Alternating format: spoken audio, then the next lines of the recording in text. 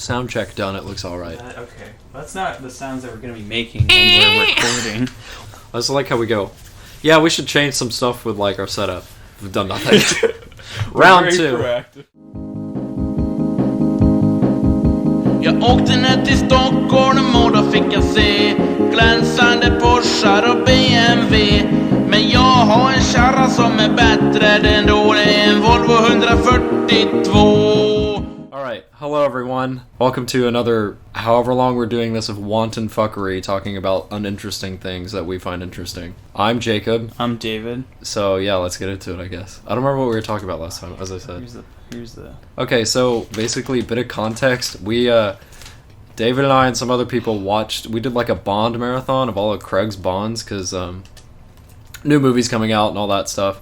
And just skip to the end of the video. We were watching. There's a scene. If you haven't seen, it was in Skyfall, right? Yeah, it was in Skyfall. I don't know if you've seen Skyfall, but whatever. This movie's been out for like 5 years, so spoilers not gonna matter. But at the scene whenever they're all trying to escape from the Parliament building, Bond and M get into a Jag, and we both happen to catch it. I've seen the movie many times before, but there's like a 2-second clip where the Jag.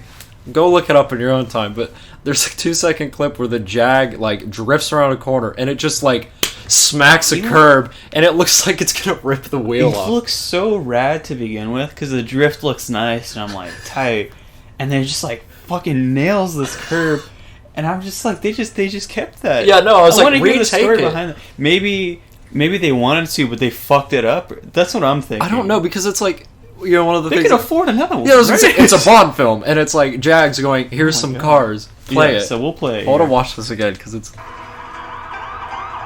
it is, they go outside, and it's the car, Tanner gets left behind. Here you go. Jesus Christ! And he drives up on the sidewalk! Yeah. That was not intentional. He goes on the sidewalk, and then did you see the cop car that goes, oh shit, and like tries to dodge around him? I didn't know. Hold on, let me look at that. Like, at the end of it, it's like they're trying to move around. It's like whoever was choreographing that scene sort of missed out some of that. They're like, just drive frantically away. Yeah. Watch the cop car, smack, sidewalk, and then look. There's like a focus or something comes out of nowhere. He was like behind that little tech. I was like, I will go into this spot and cover it up. So search up Skyfall court shootout on YouTube, and it's like the last like 10 seconds. Yes, and again, if you haven't seen the movie, rewatch it. We're all excited for Bob, but rewatch it just for that one scene. Oh my gosh, that was like the funniest thing in the world. Again, like I said, I've never noticed that. I've seen that movie a bunch, and I was like, holy fuck.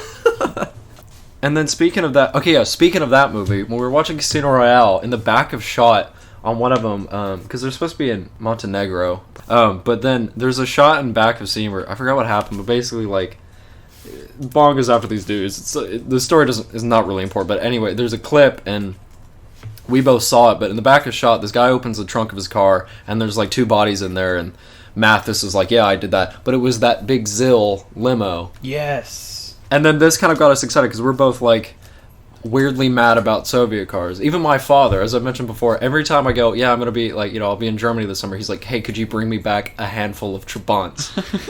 Which is arguably the worst thing to come out of the Soviet bloc, and yet somehow the best. Hilarious. I don't know. Maybe it's just because we don't have them, and they're really like objectively pieces of shit, which I don't doubt that. Yes. But there's something about them. I think it's just how utilitarian they are. They're made to like last, and like that's it. Yeah, they're not made to have features. They're not made to go fast. Most of them. No. There were V8s in, I think, some of the Zills. There were V8s in the Zills, and I remember that. Like, pull that out, and then the Gaz, the Chaika had one. Mm-hmm. But I mean, it was a car that had a big V8. It was supposed to look like, like not a Bel Air, some '57 Chevy. I guess it'd be a Bel Air. This one. That looks kind of close. I think that's the one that was in the movie. What was it? It was like a Z17 or something like that, I want to say. Oh, yeah. Is that it? One? Yeah, that was it. I don't know. And it had a... Sweet. It looks 7-liter Zill 114 V8. What is the power output? What the fuck? Maximum power output of 300 horsepower. That's actually... gross. That's not as bad as I thought it was going to be. It's like...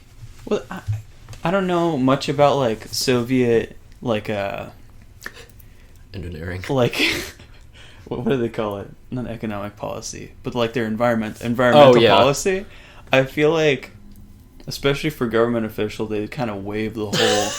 So I don't know. Maybe it doesn't have cats. Maybe there's just like runs rich as fuck. I really don't know. What year is it? It's 71 to 78. I mean, if it makes 300 horsepower, because I mean, the 7-liter V8s here were making like, 140 or something horrible. Something crazy. What's like a good, like a Lincoln, like an old Lincoln? I was going to say, look at the Continental, like Mark 7 or something like that, and I guarantee it's, one of those has got an insane, like, huge engine, or it'd be one of those, one of the GM products of the era. But yeah, the 7, it's just comparatively to, I'm pretty sure.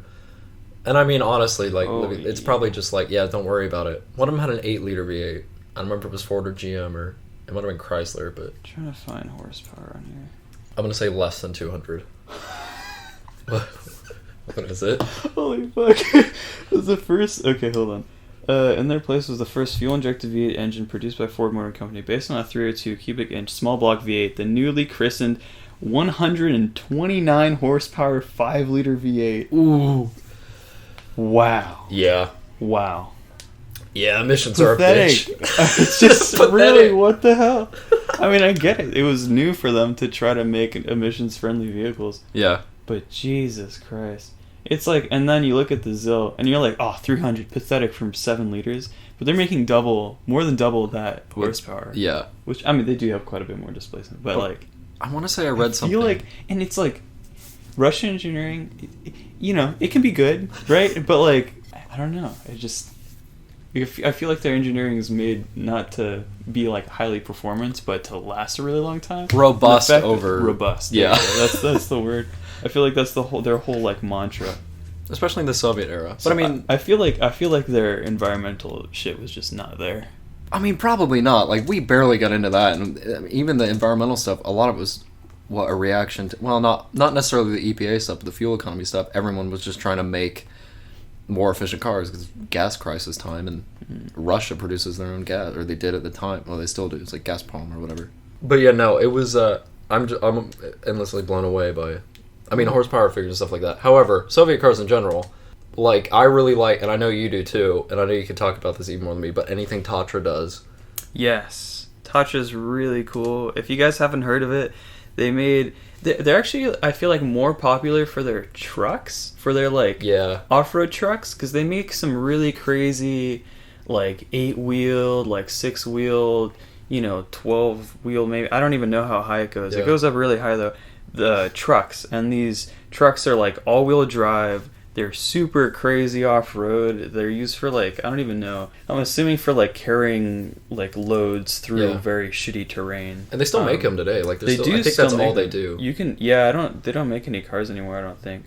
But yeah, they're really cool, and like the best at what they do. I mean, as far as I know anyway, they're crazy. I remember doing something similar, at least in Spin Tires, that game. I was like, holy shit, this is awesome. It's like living my fantasy. And the engines in those, they were something like ridiculous displacement, but they were naturally aspirated diesel. Oh wow, I didn't know that. I think they're air cooled as well. But anyway, for their cars, they pretty much did like one layout. That being, it was like usually a 4-door. I believe they're all 4-doors. I think so, yeah. But it was rear-engined, air cooled V8.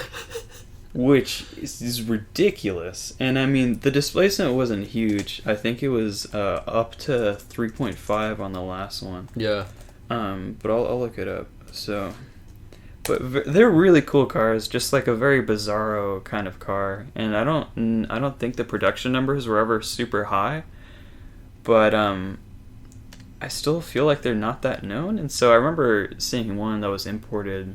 Yeah, we found that one on like 7 to 11 Yeah, it was on Hemmings, and it was like perfect. I was like, this is not bad. And it was the last one that they made for the KGB, which is like the coolest one. That one was sweet. The 700, I believe. Yeah, because it's this like or MT. They're all I think it was MT's, but there are all these rear engine V8, manual. I don't think they were all like 4-speed on the floor or something like that. But like I know the original ones were super aerodynamic, that teardrop thing, and then they start getting into this thing. But it's this like it's a car that looks textbook 80s car, but then you look at it, you're like, it's shaped a little weird, and then it's a 4-door sedan with a V8 in the back. It's crazy. The 603 was a really cool one too. That one was the teardrop shaped one that, like you said, and this one looks super rad. Is that the one of that guy, that video I found where he was ripping it around a track? Yeah, he was like rallying it and stuff. Yeah. It definitely did race. Yeah, T603 in competition. Took part in 79 races, years 57 to 67, resulting in total 61st, 56th second, and 49 third positions. What the fuck? Wait, that's a big 56 and then second? What? 60 first positions, 56 second positions, and 49 third positions. From a Tatra. That's kind of a boat. Wait, what the fuck? How, did it do really good? And I just don't know. I didn't know that. I'm surprised. I'm blown away by that. That's insane. Rally Monte Carlo 1960. What? They raced in that. What the fuck? I can't believe. I guess That's they were kind impressive. of like. I guess if you get a big heavy car and put the engine over the tires that are spinning, it might have more track. If it is a rally in the sense of like, World Rally Championship. I don't even know if they weighed that much. I mean, how much did they weigh? Curb weight 3,000. Okay, that was kind of like. It's not heavy, but for the time that was probably a little heavier. But it did have a V8, although it's a 2.5 liter V8 in the 603, which is tiny. They make inline fours now that big. Yeah, I was gonna. Yeah, that is a big inline four, but it's. I was thinking one of my old A46 had that. It was that size. It was like a 2.5. Yeah, that's wow. Yeah, but let me look up the trucks. Hold on. The trucks are cool because it's like they're all like the Mercedes, like the Unimog. It's like that kind of style of Uber off-road, but also like utility and all this stuff. And there's quite a few engines that were in there. There were Tatra ones, Deutz ones. I don't really know much about that manufacturer. Cummins, Cat, Detroit, MTU. Cummins and Detroit Diesel. Yeah, no, is that post? Right? Is that post like wall falling? It's 1983 to present. So. Oh wow, it's probably the end of I believe those were like later engines. Yeah. Actually, wait, no, they still on the air cooled Tatra ones. It's still 1983 to present. Wow. For all of the production of those engines. Okay, so you get a V8 air cooled, naturally aspirated diesel, 12.6 liters. Kind of small, The V10 one. Sorry, the V10 one. Stepping up a class, 15.8 liters. Oh my god. But mid-range is kind of okay. Like, it's acceptable. And then the V12 is sitting in at 19 liters. Oh my god. That's insane. Absolutely insane. That's like more than like a tank has. And tanks are like turbo diesel, I understand that, but what are the figures on the 20 nearly liter? Does it give you that? Diesel engine with direct. It is turbocharged, not naturally aspirated diesel. Thank you, Google. How have I set that up? Okay, what's the specs on them? I have to look. Yeah, this is crazy. Let's look at the V12 because I mean, come on. Oh wait, just directs me to a Tatra's V12 engine. Oh, thank you, Wikipedia. Okay, yeah, great. Thank you. That's awesome. V12 engine is a cylinder engine with 2 banks of 6 cylinders arranged in a V pattern. Emission specifications 0 2 to Euro 5 with output ranging from 230 to let's do that in horsepower. 308 to 436 horsepower, and the torque's crazy. What is it? 1,000 to 1,500 pound-feet. Jesus Christ! That'll like spin the planet the other way around. What the hell, man? That's that kind of torque. Whew.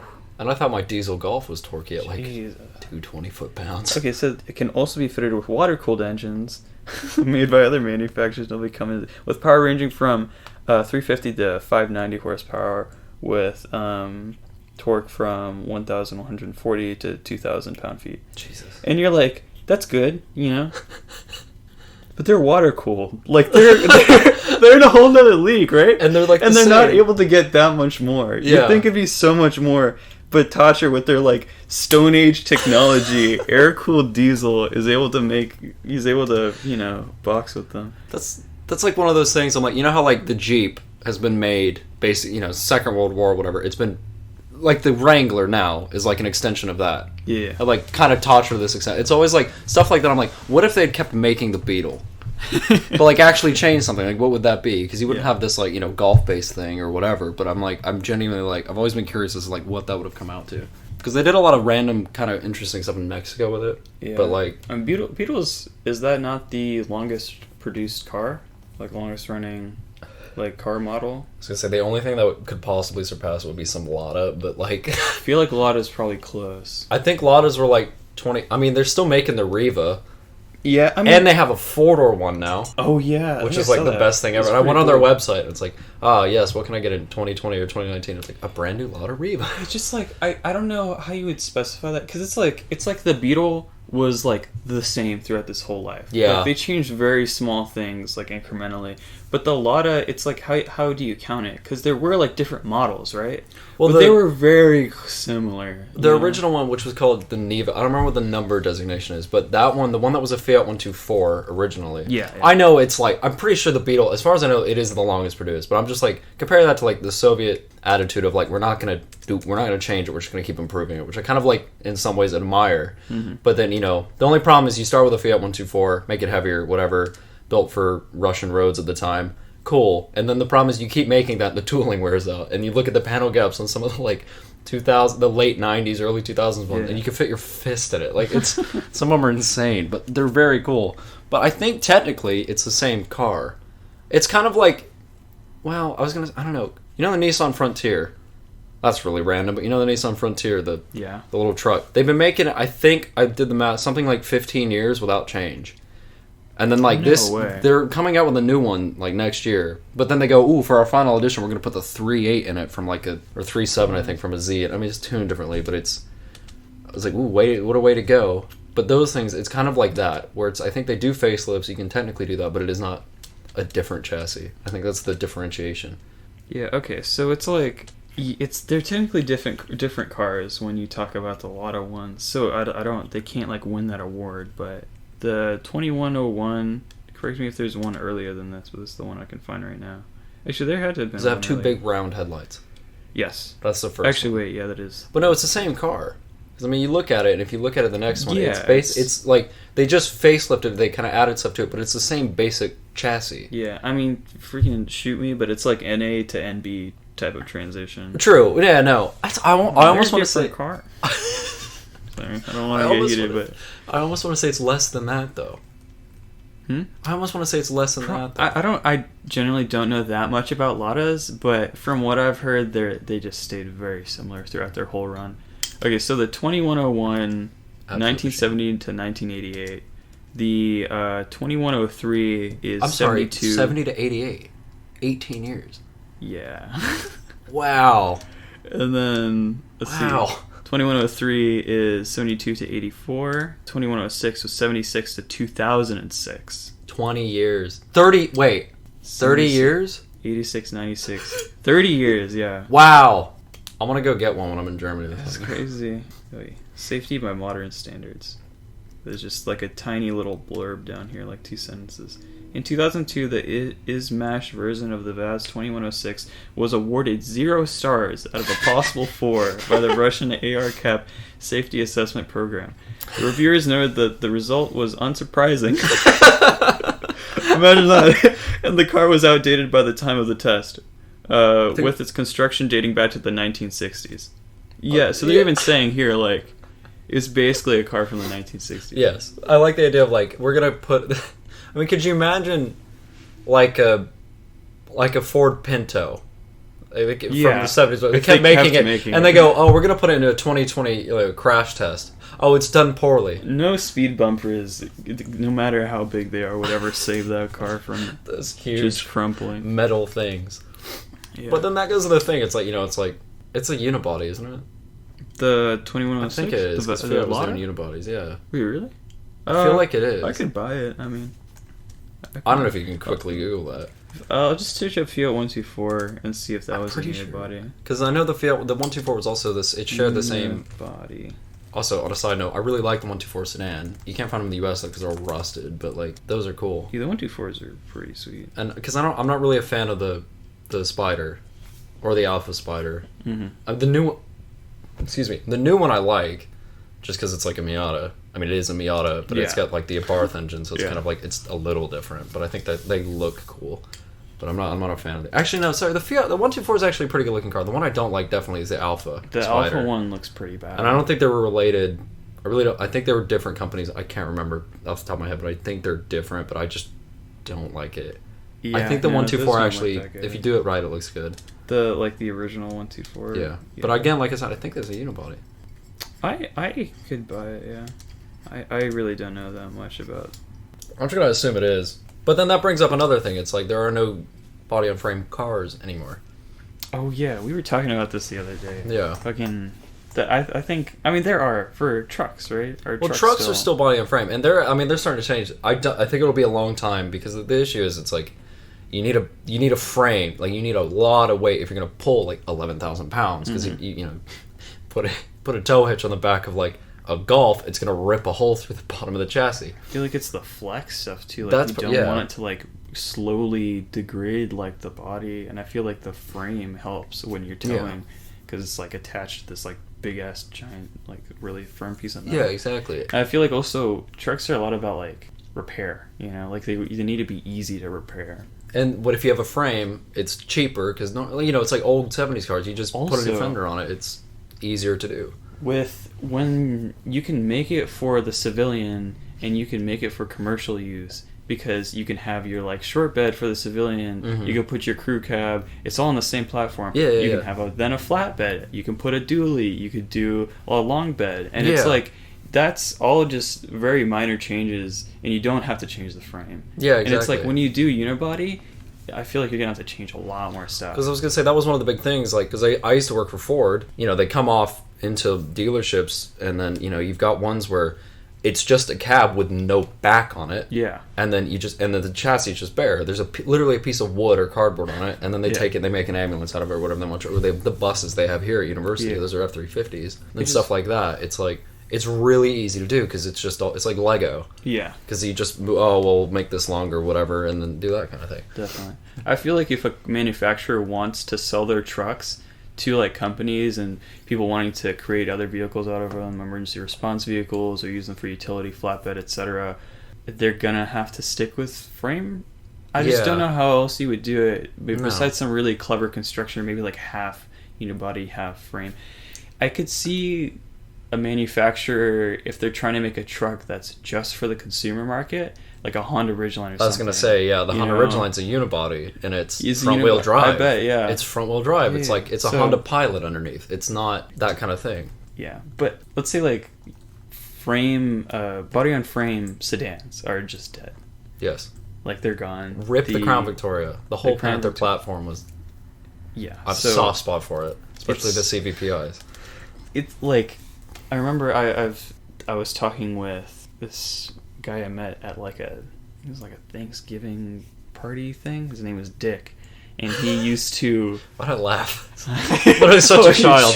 Oh, his name was Dick. His name was Richard. I'm damn near 22 years old. That's still funny to me. Anyway, he worked at a repair place for police vehicles, and this guy's an old guy in his like 60s, 70s, and so he's seen all the generations, and they tried to get his kind of like division to adopt I forget what it was. It might have been like a Taurus or something. Was it like the original Taurus?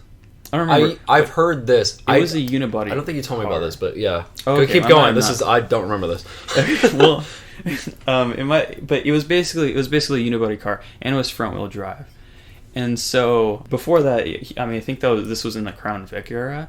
Either way, it was on a body on frame era. And they're talking, and this guy, he just runs like the shop. Dick runs the shop, but he hears them talking about it, comes into the conversation, like learns a little about the car, and says like, no, like this is a bad idea because of the unibody construction. If something gets curbed, it messes up a lot more shit than it would otherwise, because of the like McPherson or however it was constructed. It would mess up like a bunch of shit on the inside, and also because it was front wheel drive. A big thing was if it gets curved really hard, the drive shaft is going to be sent through the transmission and just break it. So not only are you repairing like your A-arms or whatever and suspension components, you're replacing the transmission and who knows what the fuck else. And they didn't buy it because he went in and the repairman was like, yeah, they're going to be great. I'm sure they're going to be fast on the road and nimble, whatever. But as soon as a police officer curbs one, which is going to happen, they drive fast all the time. They're in dangerous situations. Like they're going to be out for so long, and it's going to take so much money to repair. And so, yeah, that's why the body on frame cars are good. Like that's why they're good as police vehicles. And that's, I think, something that people kind of overlook, and like, why did they keep the Crown Vic for so long? Is because it was so simple and so easy to repair. And Ford were the only people doing it because Exactly. GM stopped making the Caprice. It's their They had the only other choice. Yeah, they Those had their the other only Caprice. choice. They had the other Caprice, but it was just a bigger, not VXR, Holden Commodore. Yeah. It was just a longer Commodore. But Yeah. yeah, no, they were the only people doing it. So then Those are their only choice. And so, yeah. And then, do you know if the like Explorers and stuff, are they body on frame that they're using now? No, the ones they were using. So the one when the new Explorer like came back out, and it's again super popular. Yeah. I kind of like them, especially the fast ones. But the new Taurus, the one that they're not going to sell in the US because we're not buying cars, because that's going to be a great idea. That's going to pan out great for GM and Ford and FCA. I imagine so. Anyway, that whole thing, the Explorer is a Taurus underneath. Because the Edge is a Fusion, it's all they're crossovers. They're not body on frame. The new one is at least rear-wheel drive. It doesn't really matter because the older one was all-wheel drive, and I think the new cop cars are all-wheel drive again. But now Ford has stopped making the Interceptor sedan because it's like you just get so much space out of the Explorer. The thing I don't know is GM does the Intercept or whatever they call theirs, the PPV or whatever, the Pursuit ones of the Tahoes. Okay. And I know I don't know if you've noticed it, but if you see them, they're lower, they have smaller diameter wheels, so they can accelerate faster. They're, it's a body on frame, it's a truck chassis. What I don't know is how they compare to each other.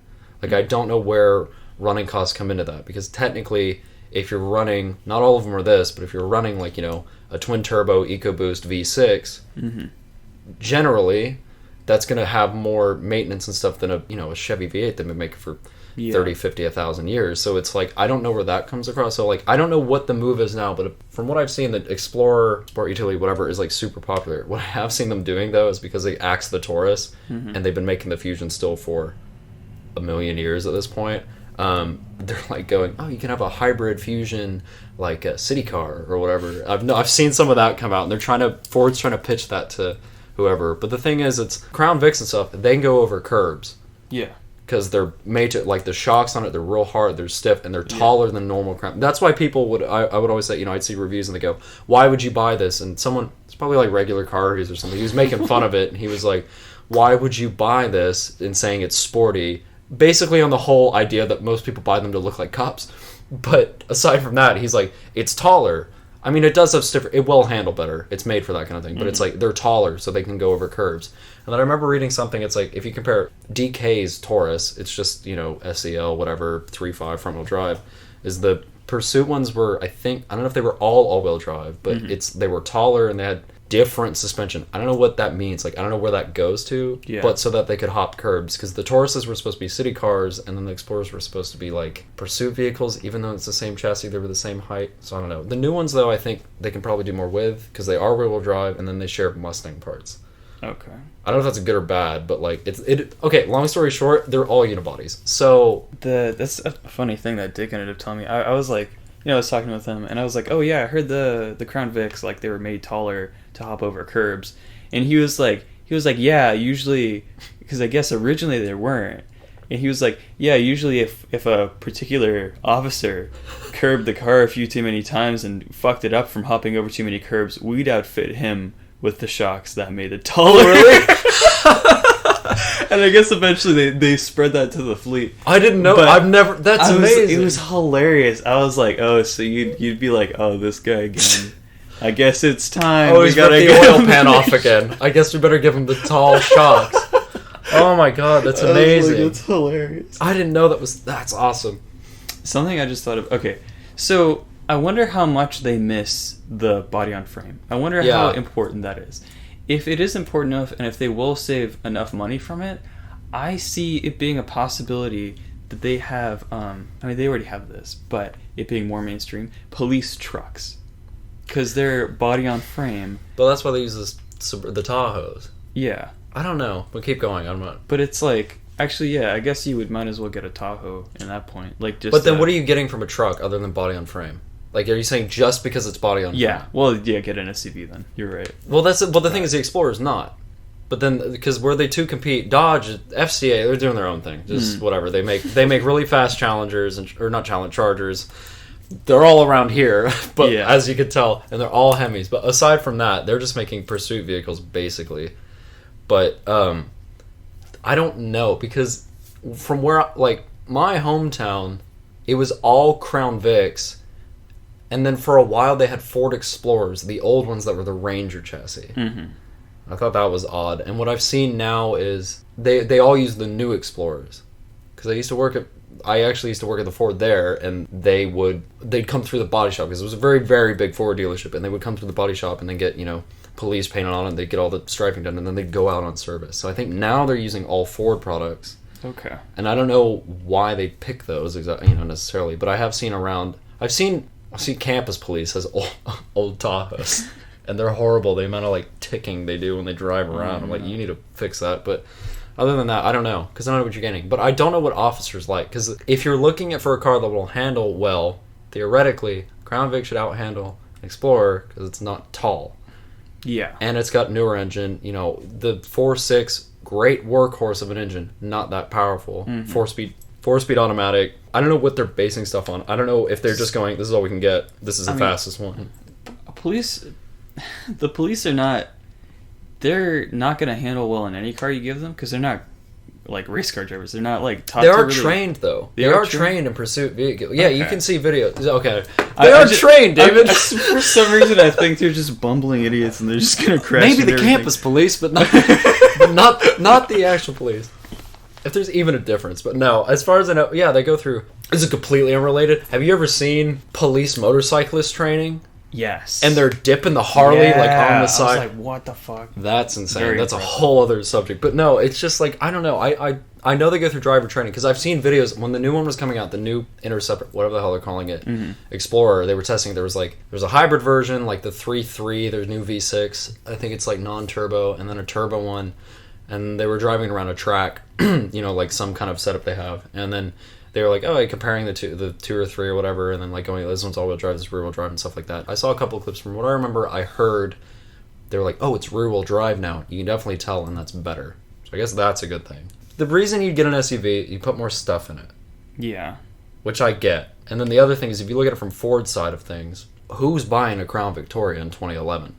Other than the police. It's just, the thing is, I hear that the majority of the Crown Vic sales were fleet sales, and barely anyone bought them as a consumer. Yeah. And so it's I feel like they've kind of accepted that fact, but still continue to make them because the fleet sales made them so much money. Yeah. So it's I feel like it might even make sense for some manufacturer, probably Ford or GM, to build a body-on-frame sedan just for fleets. Yeah, and that actually goes back to the thing we were talking about. You want a robust, cheap thing. Yeah. Like the Soviet. You know what they should do? Okay, this is kind of like Frankenstein-y, but take the machining that makes the truck frame and kind of size it down or whatever to make it fit a sedan size, and take the body from a sedan, from the Taurus or whatever, and again modify that tooling to create bodies that would fit on the frame. Yeah, where it's this might be ridiculous, but I'm trying to save them money. You know what I mean? Because they're not going to create a whole new body design and all this shit and hire all these new designers to make a fleet vehicle. Yeah. But I feel like if they could piece the parts together, they could make this fleet vehicle that basically revives the Crown Vic and revives the frame-on-body sedan police car. And the thing is, they work really well as cop cars. And I know everyone's especially in the US, in an era when no one wants a sedan car. Okay, cool. Sedans are cheaper to build. There's less parts in them. They're faster for the police. Yeah. They handle better for the police. Exactly. And everything's cheaper. There's less stuff to go wrong. I mean, I get if they're going for, utility. Cool. But, in reality, what are you going to carry?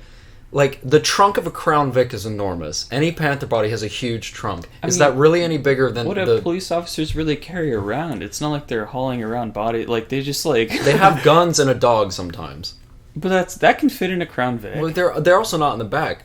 I mean, sometimes they are. Not that I know that much about the police forces. Someone will correct us on that, and that's fine. I hope someone's getting quite angry at us. But no, I know, behind, the guns will be, up here. I think they might have stuff in the back. Okay. And then, what do you need? 2 spaces to put people you arrest? Because the Explorer doesn't have 3 rows. You're not gonna slide the second row forwards and go, hey, could you get in the back, please? I don't think even for safety, and a police officer would arrest 5 people and load them into the back of a fucking yeah. Could you imagine? Oh, let's pull a Ford Flex or something. Or no, a Ford Flex police car. Yeah. Holy That's fuck. where it's at. That'd Because be you good can as get well. you can get the show engine and drivetrain in it. They're kind of lower. All I'm saying is, if you're trying to arrest the most people in one go, buy a Flex. Buy a Flex. This is the. Can you please like somehow be the spokesperson and bring it back? But like, oh my god, I have a love-hate Flex is relationship with unibody, her. right? Yeah, that's also a Taurus. The Taurus is like Ford took the got a Taco lot Bell of- they got a approach lot for of the mileage Taurus. out of the Taurus. They just go no, and actually worse. You know the old, you may not know, the Ford Freestyle. I've never heard of that. Okay, Google it. Google it right now. The Ford. I think it's called Have you heard of the the Ford 500? That's what I'm talking about. It's Or the wagon 5,000. version. No, 500. Because that was when Ford went on that whole, we're going to call all of our cars with F names. And then like 2 years later, that goes to Taurus. It's so okay, weird. The Ford 500, right? You're aware of that car, yes? Yes. Okay, the underpinnings of that car Okay. were taken, modified, updated, whatever. The underpinnings of that car were the Ford 500, which became the Taurus again when they changed it, Yeah. which were also the underpinnings for I think it was the Freestar was the minivan. It was the Freestyle, okay? It was like a wagon version. It was, the old Cadillac SRX? This looks okay. Let me see it. Are you looking at the right thing? It's Yeah, it's a fine looking car. Outback, so- But the thing is, okay, the Ford 500, the underpinnings of that were the same for the 500 and the Freestyle. Then they facelifted both of them, and they were both called the Taurus. You had the Taurus and Taurus X. Those are all the same chassis. They then took the Taurus X, made it taller, Okay. and they called that the Ford Explorer. Okay. And then they took the Taurus, made it newer, changed the body, and that was the Taurus they've been making forever. Then they took that, made it longer, the Freestyle one, made it longer, and that was the Ford Flex. And if you look back at it, you sit there and you go, oh, it's got, if you look at the EcoBoost 3.5, what had they been making forever before that? The Duratec 3.5. That's what it is. It's the same thing. They've been making that chassis for years. It's Are you telling me that this started with the Ford 500? Yes. What a legend. The thing is, like, you don't see the Ford 500 because I feel like I had a really short time because they were like, oh, this is a really stupid name. Please change it. I've ridden in one, actually. A friend of mine had one. He lived in Chicago. I went and visited him. We drove around it. He drove me, we went and ate. He told me 2 months later he wrapped it around a telephone pole. Oh, good. That's all Get I him know. off the road. That's all I know of the Ford 500. It's okay. Sorry, I spelled it wrong when I was searching it. I put Ford 500 like 500. It's spelled out. Oh, yeah. Ford 500. Because it has to start with an spelled F. out. Because that was when they go. Yeah. They had the Ford Focus, Ford The Fiesta, the Ford number 500. 5 doesn't start with an F. No, it starts with a 5. It starts with a 5. The Ford 500, Ford F-150, Ford Fusion, Ford Explorer. No, Okay. but 2011, actually, This 2011. is actually kind of deriving its nameplate from the 500 suffix used by Ford on the custom 500, Fairlane 500, and Galaxy 500. Yes, but if you look at the two cars together, you go, that's a very nice, cool, big coupe from the 60s and 70s. That is what old people drive to church. And they're always beige or silver or gray. Okay. Or sometimes white. Guess the amount of years that the 500 was made. It was like 2, wasn't it? It was 3. Ooh. 4, 5. They go, wow, why? 4 and then 7. We asked the Taurus, why is no one buying our new one? I remember seeing one on the street. I saw 500 on the back, and I was like, "Is this like a custom?" Like, Or is it like a dealer name? I was like, or "This is a something? Taurus." Yeah. I was like, "This. What is it? A 500?" I looked it up. I was like, is this like a name that they used like in Mexico or something? Yeah. Or like overseas, and someone Yeah. imported it for some weird reason. Like, no, this it's just beige sedan. It was 500 then Taurus, like really soon after. Yes, that's it. Also, a random fact about Holy those that I shit. know. It's just the That's like what saddest every thing. civilian drives in GTA. Yes, it's an NPC car. But actually, I don't know. I feel like you showing me that now. It's not as bad looking as I remember. No, it's not that bad. It's because It's every just- one that we see is a piece of shit, and this one's like actually new and shiny. Well, and it was like- the it was- paint's good. That one's good. It was like the comment, whatever. I don't know if we talked about it before. It was like the comment of every SN95 Mustang looks like it just got out of a bar fight. Fords don't age well, or something like the that. thing. It's like a lot of cars. I sometimes see them on the road, and I'm like, that doesn't look as bad as I remember. Mm-hmm. But that's because they're not like beat to death. Thrashed like every Taurus you see. Yeah, exactly. And so it's like I see this new on the Wikipedia page, and I'm like, oh, it's not that bad. I could have like, I don't know, one of those in a pinch. But the thing is, it's like, In a pinch. I mean, I'd never Be a big choose, pinch to get that I over would, like you know a Camry. exactly. but you see one on the road and they're disgusting because they're Yeah. not taken care of. Which, why would you? It's a Ford 500 spelled out. Like, literally with letters, not numbers. The friend of mine who had one, I got in the interior, and it was this sort of like, it was made of the kind of plastics that, like, chocolates come in. You know? And everything was the... They're just like... Yes, it was... They're just like the thickness of like half a credit card. And it was... They were all the gray color of like... that car came out, what, 2006? 2008? Something like that? Okay, 2005. 4. Wait. That's older than I thought. Oh, the production years are 5 to 7. Oh, so production years are actually 2 years. But model years are 2 years. Sorry. Model years are 5 to 7. Production years are 4 to 7. Oh so you're right. It was 2 years for the model years. It was the edge of that era when before 2008, when to me, excuse me, and I used to go like, oh well, Ford didn't go bankrupt like GM. Apparently, they just got a bunch of money beforehand and they just were able to make it through. But from like 2008, 2010 on, it looks like they kind of really changed some stuff and they got better. But it's that same. The interior of that car was like a Ford from 1995. It was like 10 years off, and it was crazy. I do remember, it's like, ooh, the Ford 500 for your luxury needs. They did have a Mercury version, I just remember, before Mercury went to fun, and I don't know if they had a Lincoln version, but I know they had a Mercury version. It might have been called the Montego, like the old 500 Taurus was marketed by Lincoln Mercury on the revised Mercury Montego nameplate, slotted between the Mercury Milan and the Mercury Grand Marquis. And the Milan was the Fusion, and then the Grand Marquis was the Panther. Oh wow, C this Crown looks Vic. the same, but they put a different grill on it. It's like the laziest design. If you took the grill from a Mercury and put it on your 500, it's worth a lot more money. Oh. Could you imagine a Mercury? Could you imagine if you sold someone? I'm even older now. Could you imagine if you sold that to someone? They come to sign the title. They go, "Why does it say Ford 500?" Don't worry about it. Same car. That's a Mercury. You see that badge? That's a Mercury for sure. That's a Mercury. I do remember the 500 though. I got it. A friend of mine called John. I got it. I was like, John. It was just his car. Like he was just giving it for a while. It was literally his grandmother's old car, and he was just like, just drive this for now. I got in it. You know what it had? The pinnacle of luxury features of everything from the early mid-2000s. We want to make our car look upmarket. What are we going to do in the interior? Put a shitty little mechanical analog clock in the middle of the dash. Beautiful. And it was the cheapest thing. It was classy. Oh my god. It's just like... The thing is, I feel like that car and cars like it, it's like, I feel like that car was never bought new. That car, the only way I could see someone having that car is it was passed down from them by their grandparents. But it's like, how was that ever on a showroom? That's the thing. Who goes into that? Would you know how they put, like, oh, you go to a Ford dealership, there's a Focus RS, a GT Mustang. Who rolls a Mercury Montego into the showroom and goes, there you go, it's the best we have to offer. Oh my god! Not like Mercury was doing great. That's why it's on a ground. Tears in my eyes. How beautiful. Looks like a chewed Lego. I just keep going back to Lego. I refuse that they were sold new. I think that they were. I think this is what happened. Listen. So Ford makes this 500. What are your theories? They're like, it's not gonna sell. It's too ugly. But we've already made so many of them, and so they're like, okay, so this old person starting to have dementia now, been driving like their 80s 70s shitbox for a while. They won't notice if we just switch them, right? And so they just switch them out to get more of the Ford like nameplate out there. Yeah.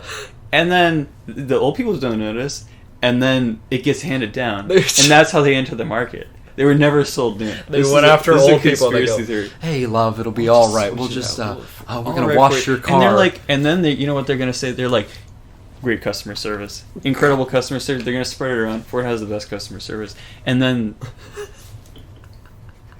I think it's a strategy to cut their losses. I'm sorry. All that saying, I just remembered again. They made it for 2 years before they had to change the name and redesign it because no one bought it. Well, the Taurus was their like bread and butter forever. Yeah. My mom had one. My mom had one for years. She had the M&M looking one, the round one. She had two. She had a Taurus wagon in the 90s when the first one came out. Loved it. Bought another one. Ford 500 came out. She goes, no, and then she went and bought... Actually, she just kept her car, and then she went and bought a Volvo or something, which I annoyed her by saying, you realize it's just made by Ford, but that's another story. The Aero was a little different, right? I mean, we're shitting on it a lot, but, I mean, it was only made for 2 years for a reason, right? Yeah. Well, the thing is, I just love... They called it the Taurus, changed it to have glitzy headlights, and then sold it after that. It's the same car. Yeah. Really. It's just like, it's exactly the same. Oh, wait, they had an all-wheel drive one? Yeah, they did. Wow, that's actually... Not a show, but it did have at least not all-wheel bad. drive. I think a friend of mine who wrapped his telephone pole, his was all-wheel drive because he lived in That's kind Chicago. of impressive for like 04 It's like one of those big cars that like, or 05. Sorry. now that we're talking about it, I'm like, yeah, it's actually not terrible. But then It's it's not like, that but bad. then body and frame stuff like that, it's never gonna be, the Ford 500 will never ever be a Cressida. You know what I mean? Yeah. No, it's not.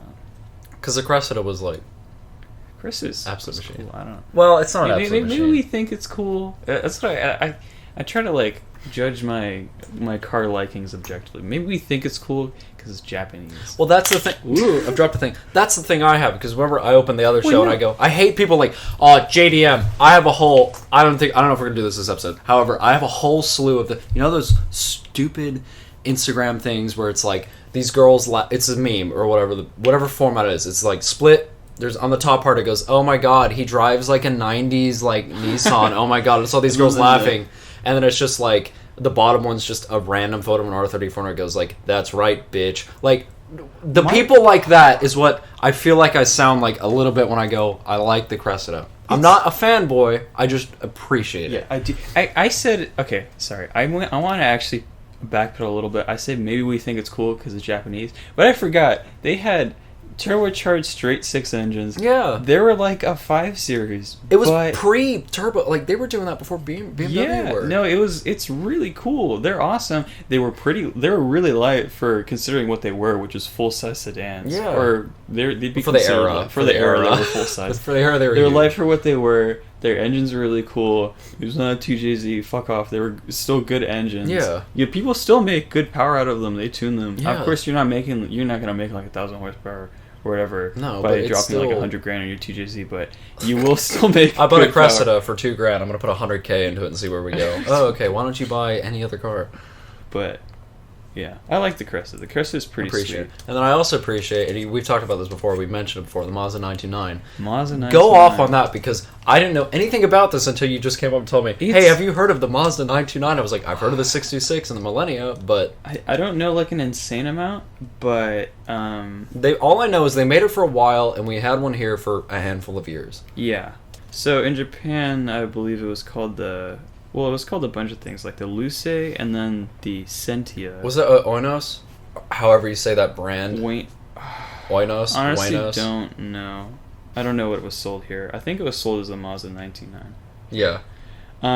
This is kind of like a competitor to the Cressida because Yeah. it is like the same size, comes with a V6 or it comes with a 6-cylinder engine, and is like similar weight and stuff. But I was looking at it and I was like, I remember reading the Wikipedia pages. I was like, there's no way that this made it to the U.S. because I swear I've never seen this on the road. Yeah. But no, they came here. They're just so I've never like seen one. you just gloss over them. It's the most I like it because it's a V6. It's a Mazda V6. That's not a Ford Yeah, V6. exactly. It's different. It's not a Lexus. It's not a Toyota. It's a little bit different. It's like a Cressida. It's not like an LS400. It's that kind of thing. If I had seen one in my life, I guarantee you, I probably have. Yeah, and I probably would have we gone definitely in the have. back of my mind 626. Yeah. It's a 626. Oh, it's a protege. It's just because Mazda's cars from that era, aside from the Miata, Yeah. were just like the most basic. They're beige, very bland looking. Yeah, no, I mean, which sucks because it could be like from what you showed me. It could be. I think it's a cool car. I just think Yeah, as a concept, that's cool that they ever did that. no, it is cool, and it's like the Cressida has quite a bit of a cult following, but I don't think Yeah. the 929 has anything. And No. it's like they're probably like kind of similar. I mean, they never had it was never like a turbocharged V6. Mhm. From what I see here on the Sentia, it was a 3-liter V6 making 193, which is not bad bad for power. the That's era. pretty good. Yeah. And the weight, give it a guess. This is like 3,000. Actually, that's a little more than that. 3,000. 35 to 3,600. Wow, that's okay. That's heavy. That's It all, is what I'm kinda getting. All heavy. I'm getting at is that is a heavy car. Wait, maybe I was looking at the earlier generations. Well, they made them for a while, but we only got like one. Wait, model. did we not get the earlier ones? As far as I know, Actually, no. the thing is, I'd notice this if it drove past me, right? I'm sorry. I would have looked at that and thought it was a Cressida. Actually, I would too. I'd be like, I oh, thought cool, you just showed me a Cressida. photo of Cressida. What year? For the people who aren't seeing what Yes, we're seeing, sorry, what is sorry. the year on This that is one? this is it's a 99, but it was the they called it, I guess in Japan they called it the Luce. Luce. What the fuck, Something dude? like that. Who knows? Yeah, but this was the last generation of the Lucid. But it was 86 to 91. Was That the year for looks this. identical to a Cressida. It really does. It makes me think maybe we did have it in the U.S. We just never know. But we just, every time we see one, we think it's a Cressida. Whoa, they had a 13B. They had a 13B. Wait, really? Yeah, look. What? 1.3 13B? 13B turbo. They had it. Oh, man. If That's that's in the the car- U.S., I swear to God, There's no way. there's no way they brought That's the car. You know how we were talking about what would you import? that. I mean, just between us, not on the podcast, but that would you? Okay, Guaranteed here's cheap as fuck. Here's Like, the question I have. who- It's gonna be cheap as fuck. Here's the question I have: 929 with a 13B, or if you had to choose, Okay. or Cosmo, the Cosmos, whatever it's called, the new one or the old one. the one that you wanted, whatever. Would would that have the 3 rotor or the 2 rotor?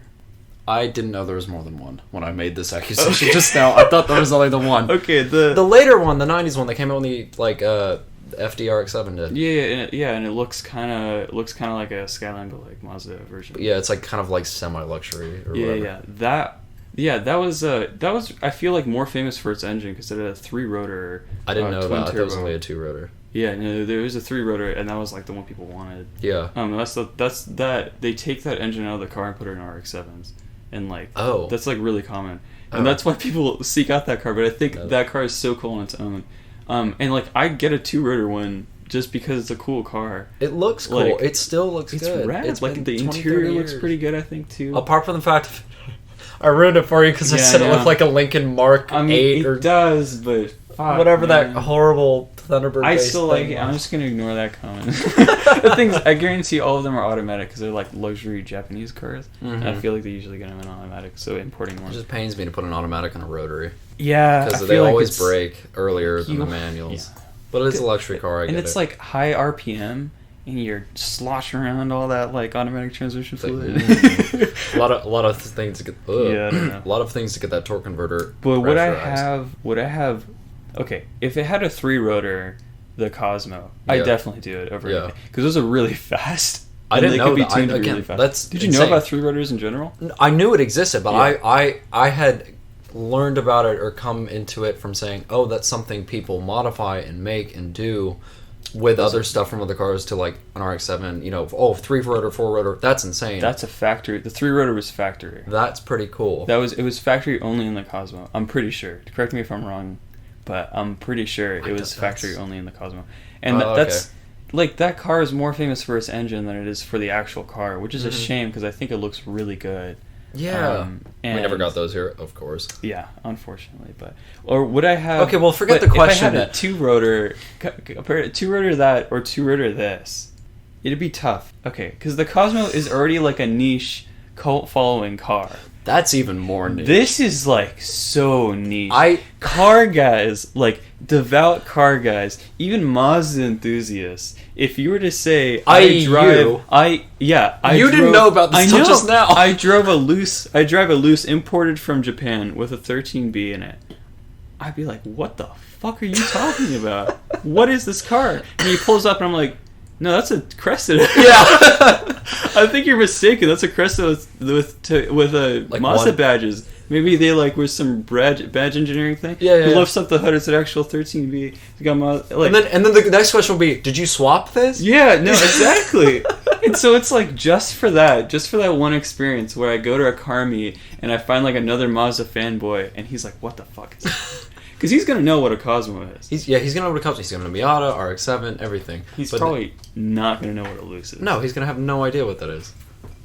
That's amazing, though. I did not know that existed. Yeah. So. Okay, this is probably a good time to stop. Then we'll move on. We'll move on to the next thing, but that's about time for us. Thanks for listening. Again, I'm Jacob. Oh, I'm Dave. Nice. All right, I just spaced out for a second. We'll probably cut the recording off for that time. More random bullshittery to come next week. Thank you very much for listening. Goodbye. Adios. Jag åkte ner till Stockholm och då fick jag se glänsande Porschar och BMW. Men jag har en kärra som är bättre ändå.